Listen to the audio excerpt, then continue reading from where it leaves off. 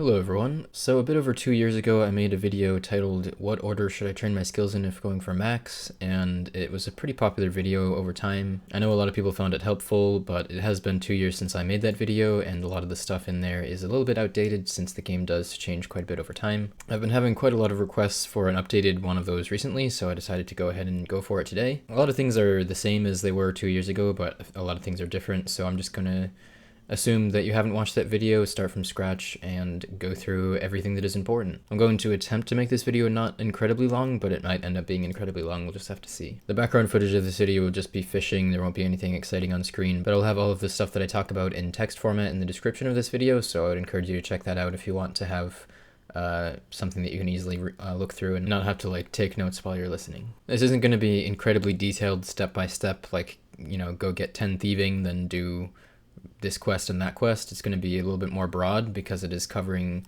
from early days of your account to finishing maxing. So basically what I would start with is just go for quest cape, play the game, and quest cape will encourage you to train a lot of different skills and to kind of round off your account to a certain point, and getting a quest cape done is a very, very useful thing to have for an account. I'd recommend anybody who is going for max and planning to just play the game in general to get a quest cape as soon as possible. It unlocks a lot of content, it is required for some of the diaries, and it's just incredibly useful, and a lot of quests give really good experience rewards at lower levels.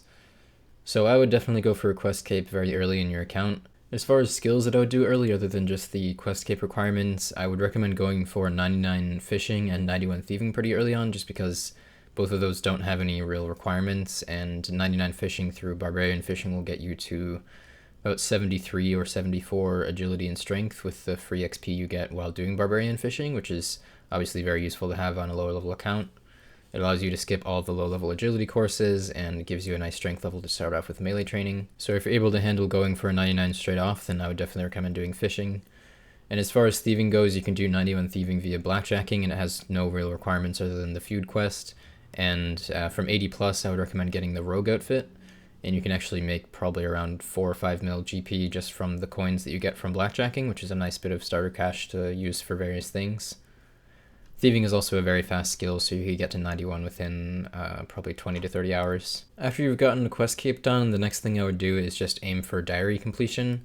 Most of the diaries are worth getting done to elite level, not all of them, but setting the diary cape as a goal for your account is a pretty nice one also, because by the time you've gotten the diary cape you'll be roughly halfway to max time-wise, I think, with all the skill requirements you have to do, and you'll have a lot of very useful diaries unlocked, and you get some free XP from the lamps and stuff like that. As far as more specifics on the diaries, which one you should do and not do potentially, you definitely want to do Candor and Hard Diary for being able to do the modified teleport location to bring you in front of Sears Village Bank while you're doing the Sears Village Agility course, which is faster XP per hour than Paul of Nietzsche or Relecta courses, so it's the best thing to do for agility until at least 80 if not higher. You want to do the Lumbridge and Draenor Elite Diary for the extra Slayer block slot, which is very, very useful for Slayer, and that's the one where you need to have the quest cape for it. You want to have at least Varrock Medium done if you're going to do 99 mining, since that gives you double ore, or a chance of double ores when mining granite and sandstone. And doing the Elite Diary can be nice also because it gives you a slight bit more XP while mining, since it acts as a prospector top unlike the other ones. And it also allows you to get more battle stabs per day from Zaf for a discounted price, which is just free money basically. You'll want to get the Western Provinces Hard Diary done for the Private Red Chin Hunter area, because that's a very good way to train your hunter. Karamja Elite is quite useful if you plan to do Brimhaven Agility. If you do plan to do Brimhaven Agility, you should absolutely do Karamja Elite, or otherwise it's not worth it because of the benefits that the gloves have there. It's also nice to have the Karamja Elite done so you can teleport to Duradel. It makes it slightly faster to get tasks when you're doing Slayer. Having the Desert Hard done is pretty useful for extra scepter charges when you're doing Pyramid Plunder. You can go for the Elite Diary for the protection from desert heat, but you do have to get the Calphite Queen head, which is kind of a waste of time, and if you have a hit points cape equipped and a regen brace equipped, then you can actually out-heal desert damage, so that's another option where you don't have to use the desert amulet to protect yourself from desert heat. The Ardoin Elite Diary is pretty nice for the extra marks that you get, but only for doing Ardoin Agility, which is technically inefficient in comparison to Brimhaven, so that one's really up to you, but if you do RD Agility, you may as well get that one done. Getting the Bone Crusher from Mauritania Elite Diary is kind of nice for Slayer, though not required, but it can be some 0-time prayer XP. The Falador Elite Diary is kind of nice for the protection for the tree there, but you have to get full Prospector for it, which is kind of a waste of time, and the protection from the tree is not really a huge benefit since you can just pay a bit of GP to get the same effect. And diaries that you probably don't want to do unless you just want to get the diary cape, Wilderness Diary is really not very useful for anything in terms of efficient maxing anyways. Don't bother doing the Candor and Elite Diary, just do the hard, because the Elite requires Barb Assault max rolls, and those can take a fair amount of time for 0 XP or cost a fair amount of money if you buy the boost for them. The Fremenic Diary doesn't really have any notable benefits unless you decide to do DKs, which aren't efficient to do. And I wouldn't bother doing the Desert Elite unless you want to do 99 mining before you do 99 hit points, because getting the Calphite Queen head can take quite a bit of time if you're unlucky, and that's a total waste of XP as well. So it's probably important for you to know what you should actually be doing for when you're training every one of the skills, so I'll try to go through that fairly quickly. I'll link as many guides to these various things as I can in the description. I'm not going to go into too much detail on how to do every single little method and stuff like that in this video, just for the sake of time. But to start off with fishing, you should do 3-tick barb fishing. That's actually what I'm doing in the background of this video, so you can take a look there if you're curious. For mining, the best thing to do is 3-tick granite, at least from 70 onwards. Before that you do iron. For woodcutting, you do 2-tick teak trees on Apatol. For hunter, you can do tick manipulation with your traps and either do red chins in the Western Provinces hard diary area, or you can do black chins if you have the balls. For rune crafting, you should do lava runes or maybe astrals if you don't play alts. Astrals are usually more macro efficient than nature runes because they're faster XP per hour, and while they're a little bit less profit per hour, the extra XP makes up for it more so than the slight loss in profit. For agility, the best thing to do is the Brimhaven course from 80 onwards. At high levels, it's about 10 to 15% faster XP per hour than Arty course, which is pretty significant, and from 80 onwards, it should be the fastest XP, at least by a few thousand per hour, so if you really want to be efficient, then I would recommend doing Brimhaven, but Arty course is also a very viable option and is a very, very easy course to do. For cooking, it's best to do 1-tick or 2-tick Karambwans, but most people end up doing wines because wines are pretty fast XP and very easy to do. For fire making, it's best to burn redwood logs, or in general just burn the highest level logs that you can. Wintertot is an option, but it's less efficient than burning logs because you can get higher rates burning logs and it's still very cheap. For thieving, it's best to do Pyramid Plunder from 91 onwards, though blackjacking is a reasonable option if you really want to do it, and it's the best thing to do before 91. And you can also do Arty Nights if you want to do something really AFK, but they're not as good XP as Plunder or Blackjacking. For farming, you should always do the highest level trees that you can, so once you get 75, you'll be doing Magics, Palms, and Calquats. It is expensive, but it's worth it, and it's probably best to do 2 magic runs a day, 1 Palm and 1 Calquat, though if you're just going for max and not worrying about post 99 XP, you could just do 1 magic run a day instead of 2. It would make 99 take a bit longer, but it would definitely save you money because you'd be doing more palm trees in comparison to magic trees, and magic trees are more expensive than palm trees. For smithing, it's by far best to do Blast Furnace Gold. It's way faster than anything else, and it's, I think, not too expensive these days either. You want to make sure that you do this on the themed worlds, which you can find by just looking through the world switcher. I can't remember what they are off the top of my head. For construction, you can either do oak dungeon doors if you're a non-alt user, or you could do mahogany tables if you're an alt user and don't care about money, or teak benches might be another viable option. For herb lore, there's not really too much to say. I'll link my herb lore guide in the description, but there's so many different options in general. Just make potions and keep an eye on the GP per XP. For crafting, you want to do battle staves if you're a non-alt user, and maybe consider d'hide bodies if you're an alt user. For prayer, you want to do dragon bones on your own gilded altar, and you want to bank at the Camelot chest in the PvP worlds. This is the fastest way to bank, and you don't be at risk of getting PK'd since you'll be in a safe area all the time. For magic, it's a 0-time skill, meaning that you can get XP in it while training other skills without losing time training those skills. So you would want to either use alchemy or imbue, magic imbue, until 94 magic, and then from then onwards you can probably get the rest of your magic XP through barraging slayer tasks, though you can continue to alch or imbue during skills if you want to. You can very easily alch during like agility and slayer, I would say, and probably a few others, and you can imbue pretty easily during many skills, like all of the gathering skills, all of the ones you could alch during, etc. So there's plenty of different options for when to gain your magic XP through 0-time methods. And fletching is also a 0-time skill. You want to make either darts or bolts of some sort. You can kind of decide for yourself which ones you want to do, and you can pretty easily make darts while doing things like agility, woodcutting, hunter, and slayer.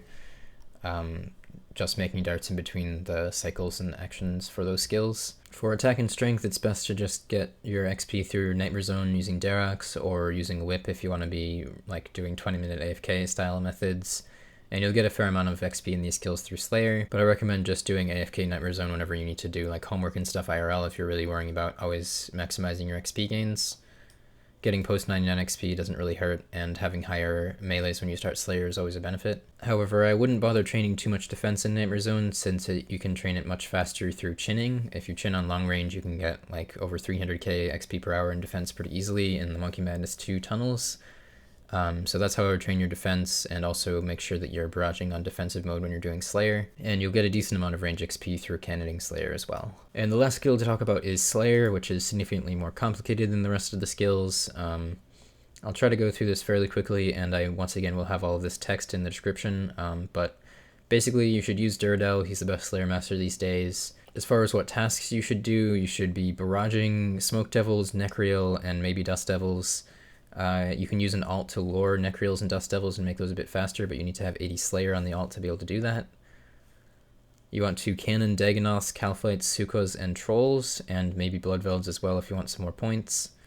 And you should do Dark Beasts and Baby Black Dragons unextended just for the fast points, because both of those are very quick tasks. There are a lot of tasks you can unlock, but none of them are worth doing, so don't bother to unlock any of them, and the only task you should bother extending is Necreal. As far as what order you should spend your points on early on, the blocklist is by far the most important thing for Slayer, so get your blocklist sorted first, and then any potentially useful unlocks, and then Slayer rings, and then a Slayer helm.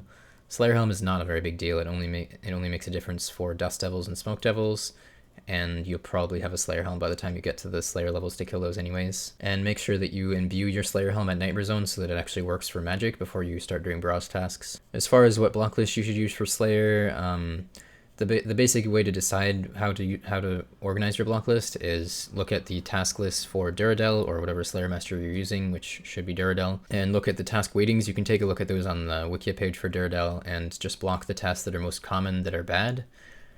So the block list I would recommend is Abyssal Demons as your #1 block, because they're very common and not a good task. Then Hellhounds, then Greater Demons, and Cave Kraken, and either Gargoyle or Black Demons. Most of these are tasks that in the past I said were worth doing, and in the past maybe were worth doing, but nowadays with the Barrage Slayer meta and being able to get quite a bit higher XP on certain cannon tasks as well, it's just not really worth doing the basic things like Hellhounds and Greater Demons. It's much better to just block them because they're so common, and you can still be getting points if you have them blocked. If you really don't like the idea of blocking certain ones of those monsters though, then there are some other ones that are a little bit less common that you could block, such as Skeletal Wyverns, Aberrant Specters, Spiritual Creatures, and Steel Dragons. All 4 of those are equal weighting, so blocking any one of them would be equally beneficial. And anything that I didn't mention earlier as tasks you should do, and tasks that aren't blocked, you should just skip. Don't bother wasting your time doing like almost every task that you get, because there's no point in doing that. There's no benefit to having a lot of extra Slayer points, so you may as well use up the Slayer points that you get. Don't overextend so that you run out, but make sure that you are not wasting time doing bad tasks when you could just be skipping them. Another thing that's important to keep in mind is that there are items called Bracelets of Slaughter and Expeditious Bracelets, which when worn make it so that you can either basically extend your task or shorten your task.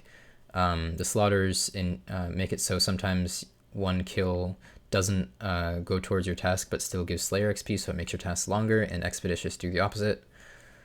So you should always be using these for Slayer, meaning that like Barrow's Gloves are not actually useful for Slayer at all anymore. And same goes for the Best in Slot Mage thing. I think it's like Bracelet of Torment or something. So the tasks that you want to extend with Bracelets of Slaughter are Smoke Devils, Necreals, Dagonoths, and Calphites. And you should use Expeditious Bracelets for everything else. I'm like 90% sure about those, but I could be slightly wrong.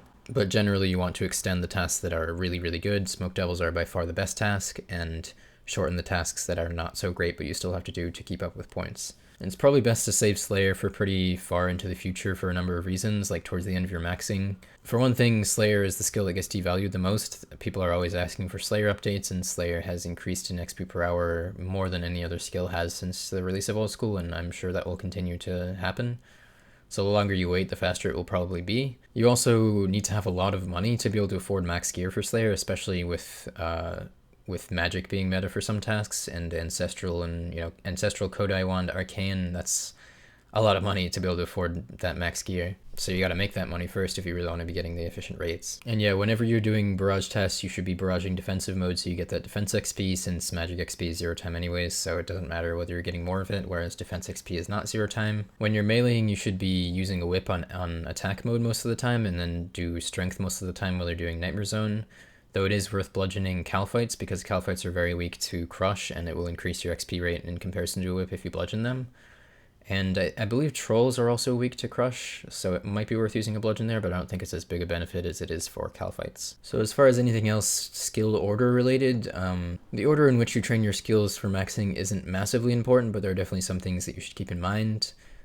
You should always complete diaries as soon as you get the requirements for them. The earlier the better, and that way you get the XP lamps earlier, and XP lamps are more beneficial if you use them in a skill that is a lower level, since XP tends to be slower at lower levels. You want to get 85 smithing before you do 99 mining because of the infernal pickaxe. You can get some 0 time smithing XP with that, and same goes for 85 fire making before you do 99 wood cuttings for the infernal axe. Having 99 agility and crafting before doing rune crafting are kind of beneficial, because 99 agility means fewer stamina potions used, and 99 crafting means you can bank at the crafting guild, which is the best place to bank for rune crafting. But neither of those are a huge deal, so it's not really a strict requirement or anything. And it's also worth noting that if you plan to do Karamja Elite so you can do Brimhaven training, then you need to do 86 rune crafting before doing Karamja Elite anyways. So you would potentially want to get at least 86 rune crafting with only 80 agility, since that's the level you'd want to start training Brimhaven. If you end up training both attack and strength in Nightmare Zone, then you should definitely train strength a fair bit higher than attack, because strength has a much bigger benefit to your DPS than attack does. It's probably worthwhile to get either 98 or 99 prayer before you do Slayer. It's not a big deal or anything, but obviously you're going to be using prayer while slaying, so having more points is nice.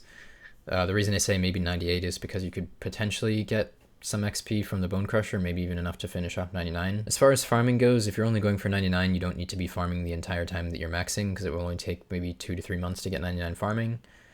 So it's probably best to save farming for when you're doing bank skills, since you need to go to the bank to get your farming supplies ready, so it would be a lot less convenient if you're doing something a bit more remote to have to, you know, teleport to the bank and get your farming stuff ready to go, than to just be already at the bank if you're doing like bank standing buyable skills or rune crafting or something like that. That being said, if you have plans to do post-max XP, then just don't stop farming ever. You probably won't regret it. Another important thing to keep in mind is that money making is a big part of maxing, because there are skills that cost a lot of money, and it is worth making the money to do those skills the expensive way in many cases. So in general, don't do buyable skills unless you have the money to do them efficiently, and if you don't have the money to do them efficiently, then go and make the money to do them efficiently. As far as the order of buyables, it's probably best to do crafting, herblore, and smithing before you do prayer, construction, and fire making, because crafting, herblore, and smithing are skills where you're buying up supplies, creating an item, and then selling it back. So having a lot of capital for those skills is beneficial, since a lot of the money you're getting back. Whereas things like prayer, construction, and fire making, you're just deleting items out of the game. So, you know, if you have 100 mil, then you can dump it all into prayer, and it's the same as if you have 500 mil. But if you only have 100 mil and you're trying to do like battle stabs for crafting, it might be kind of annoying, because you'd have to constantly be buying some supplies, selling some supplies, etc. And as far as money making goes, it can be kind of a struggle, but there are some pretty good options. The main divider between like high level efficient players is whether or not they play an alt, and this affects how you should do certain skills. An alt being an account that you play at the same time as your main account, making money on your alt while still being efficient on your main, so that GP is essentially a 0 time thing. Probably the most popular alt these days is a runecrafting alt, because you can just do Abyss. It's fairly low APM, and it makes it so it's pretty reasonable to still be efficient on your main account, and you can make pretty good money doing nats and then deaths at 99. Some people go for things like gargoyles because they're a little bit easier to get the requirements for and pretty AFKable. Some people just merch on their alts. They just camp at the GE and do some merching, which is a decent option if you have capital and know how to do that. There are definitely lots of other good money-making options for alts, but I personally don't play alts, so I'm not really that up on it. But playing an alt is definitely the most efficient thing to do, because it makes it so you don't have to do slower things on your main to make money. However, if you don't play an alt, then the best thing to do for your money for maxing is either Astral Runecrafting or Cerb Slayer. You're probably going to end up having to do some of both, since you can only do Cerb Slayer from, I think, 91 onwards. And you're going to need to have a lot of money to be able to afford gear and stuff before then. The reason that Cerb Slayer is good is because killing Cerberus is, I think, around 110k melee XP per hour, which is quite good for Slayer, really. and quite good for killing a boss, and it's somewhere between like 2 and 3 mil profit per hour on average as well, and I think it's around 25 or 30k Slayer. You can do things like Zelra and Demonic Gorillas, but the reason that Cerberus is so much better is because you're actually getting pretty good melee XP on Cerberus, whereas with Zelra or Demonic Gorillas you're getting XP in magic and ranged, which are both basically 0-time skills, so it's a lot less beneficial in that way. And if you don't play an alt, you want to train some skills a little bit cheaper, so make sure you definitely do oak dungeon doors for construction as opposed to mahogany or teak. Do battle stabs for crafting because those are the cheapest viable option really. You can do broad bolts for fletching if you want to. Broad bolts are actually break even, but the downside of doing broad bolts is that they have a really bad buy limit on the GE, so you're gonna have to like use an alt or like find somebody to supply you broad bolts by buying them from the shops. Broad bolts are also only 3 XP per fletch, so like you can still be doing them as 0-time fletching XP, and it's no like more or less fletching per hour since the skill is 0-time anyways, but you will have to spend more time doing 0-time fletching during other skills, which some people don't really like. I don't know if there are many people who have actually bothered to do broads. Most people end up just doing myth and addy darts or maybe steel darts if they're feeling a bit cheap. But definitely do not do bows for fletching. It's such a waste of time in comparison to darts. And a decent cheap option for herblore training is super combat potions from 90 onwards. The main downside of them is the buy limits, and you have to have a lot of capital to do them, but they're usually quite significantly cheaper GP per XP than any other potion for herblore training. It's probably worth mentioning about the various bonus XP outfits that are in the game, whether or not they're worth getting for maxing. So Lumberjack is definitely worth getting because it takes like half an hour to get. Angler is not worth getting time-wise if you 3-tick, but you might want to get it for doing master clues if you choose to do those. Pyromancer is not worth it for 99. Prospector is not worth it for 99, but you do have to get Prospector for the Falador Diary, so if you plan to do that, then you may as well get Prospector before you do 99 mining. And the farming outfit from Tithe Farm is definitely not worth it for 99. This being said, if you plan on doing post 99 XP and playing with the 200 ml mindset in the future, then all of the outfits are worth getting for that, so if you are thinking in that kind of long term, then you may as well get them earlier and get more benefit out of them. And whenever you get XP lamps from diaries and randoms and stuff like that, you should always put them on either runecrafting or agility. Both of these skills are pretty similar XP per hour, but just put them into whichever one you prefer to put them into, I guess. And a quick note is that it is worth doing the Tears of Guthix weekly event if your lowest skill is runecrafting, agility, fishing, or mining, because those are all slow enough for it actually worth the little bit of time it takes, but this is a very small thing. It's only like 400 or so KXP per year, so it's not really a big deal whether you bother to do this or not. So that pretty much covers maxing on Old School in 2017. Hopefully this is a bit helpful to you guys, and hopefully this video doesn't end up being crazy long. But the basic overview is Quest Cape, 99 Fishing, maybe 91 Thieving for a little bit of GP, Diary Cape, or at least most of the useful diaries, and then finish off max. That's pretty much how I'd recommend doing it.